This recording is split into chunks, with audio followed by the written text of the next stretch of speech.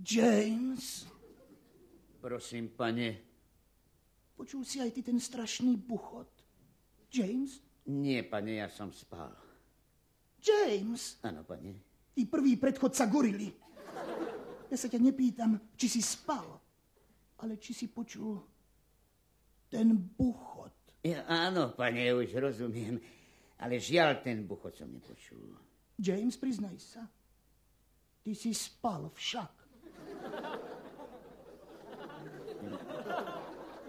Áno, pane, na pravom boku, tak, ako ste mi to ráčili prikázať. Ale to nebol obyčajný buchot, James. To bol strašný buchot. Ak to bol strašný buchot, obávam sa, pane, že ide o nejakého ducha vášho nebového strýka, Fajfrkla. Ach, Fajfrkel. Myslíš, že tu ešte straší? Áno, pane, slúbil to vašej pani matke. Tak si ho pôjdeme obzrieť, James, keď je taký nervózny. Ber fakľu a ideme do veše. Áno, a nemohol by som radšej zobrať baterku, pane? No to určite. Nadarmo budeš míňať prúd. Nie. No ako myslíte, pane? Pri sláve jej veličenstva, James. Čo to máš na hlave? Šiltovku, pane, maskujem sa. To vidím, že šiltovku, ale hádam, to nie je tá istá, čo si ukradol tomu chlapíkovi, keď sme boli v mauzóleu.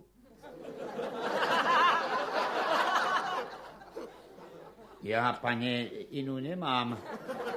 A drží dobre, ako keby bola zabalzamovaná. James! Áno, pane. Ty bravčová hlava stredného doletu. Okamžite si to daj dolu. Ešte sa ťa Fajfrkel naľaká.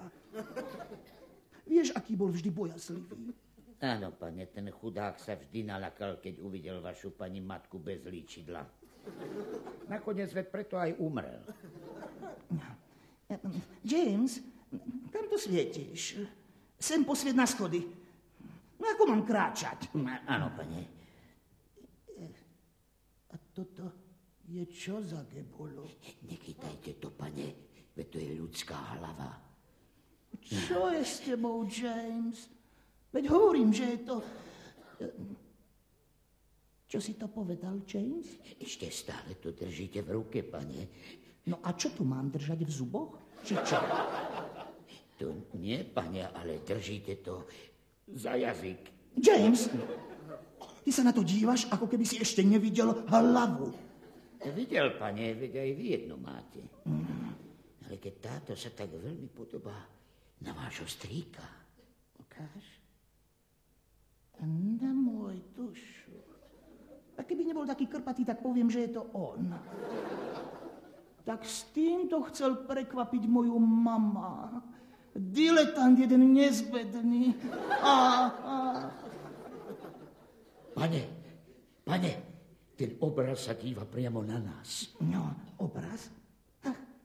To je nebohá teta Betty. Spadla do studne, keď sa chcela pozrieť, či je dobre učesaná. Áno. Už si spomínam, pane, strašne tam vykrikovala. Nemohli ste sa sústrediť na golf. A tak ste dali studňu zamurovať. Pane, mám taký pocit, že všetky obrazy sa pozerajú na nás. James! Áno, pane. Ty pravdivý obraz Anglicka. A na koho sa majú dívať, keď sme tu len my dvaja? S tým by som si nebol taký istý, pane. Pozrite tam, pri stole. Naozaj. Tak oni sú tu všetci, James. A hrajú karty, alebo čo? Aj nebohý starý otec. Spomínaš si, James? Áno, pane. Nešťastná náhoda vtedy na večierku. Hrali ste sa na upírov a starého otca ste ráčili zakopať do zeme na záhrade. A potom si nikto zo spoločnosti nevedel spomenúť, že kde. A ako strašne machroval, že ho nenájdeme. Vyšlo mu to. Pane, keď sme ich už videli, mohli by sme sa aj vrátiť. Aj fakľa už dohára, bude tu tma. No, už dohrela, pane. James, a prečo je tu tma? lebo nemáme baterku, pane. James, Prosím, pane. to ty si ma chytil za nohu? To isté som sa chcel opýtať aj ja vás, pane. Chudáci. Oni nás nechcú pustiť. Bolo by im smutno.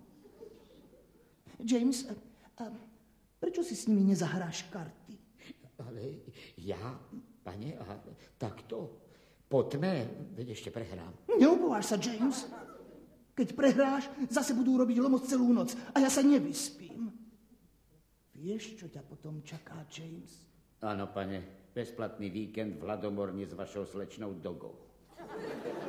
Správne, James. A vezmi si so sebou aj túto gebulu. S 2 hlavami sa ti bude lepšie rozmýšľať.